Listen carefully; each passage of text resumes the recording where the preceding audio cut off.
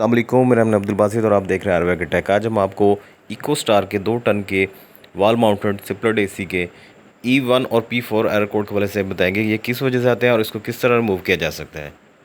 जैसे ही ऑन करेंगे यूनिट सबसे पहले E1 और थोड़ी देर बाद ही साथ ही P4 आना शुरू हो जाता है। ये आउटर की तरफ आ जाते हैं, जैसे कि आउटर चेक कर सकते हैं। बिल्कुल न्यू इंस्टॉलेशन है, नए डब्बे पैक AC फिटिंग की है। फिटिंग करने के बाद E1 और P4 का एरर आना शुरू हो गया है। इसके आउटर पीसी के कनेक्शन वगैरह चेक किए हैं, इंडोर के चेक किए, लेकिन कोई चीज़ भी शो ना होने के बस एक वारंटी क्लेम करवाने के लिए कंपनी वालों को कॉल की। कंपनी वालों ने आके चेक किया कि इसके आउटर के पीसी कार्ड में, जैसे कि आप देख रहे हैं, बिल्कुल न्यू पीसी कार्ड में ही कंपनी की तरफ से ही प्रॉब्लम आ रही है, जिसकी वजह से ये यूनिट ऑन नहीं हो पा रहे थे। उन्होंने पीसी कार्ड चेंज किया है। चेंज करने के बाद ये यूनिट आप देख सकते हैं, हमने उतार के नीचे रखा हुआ है। ये यूनिट उतार के रखा है, उसमें आउटर की पीसी कार्ड चेंज करने के बाद यूनिट को ऑन किया है। यूनिट को नीचे ही रख के ऑन किया है, यूनिट ऑन हो गया है।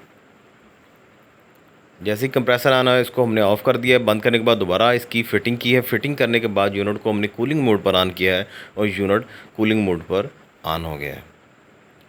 जैसा कि हमारे पास बिल्कुल न्यू डब्बे पैक ऐसी में ये इशू आया है, तो हमने वारंटी क्लेम करवा ली। अगर इसी तरह हमारे पास अगर यूज़ होने के बाद ये इशू आता, तो हम इसको उतार के पीसी कार्ड किसी भी कॉम्पिटेंट बंदे से इसको मरम्मत करवा के दोबारा लगा लेते हैं। E1 का एरर कोड बेसिकली है ही पीसी कार्ड का, और P4 का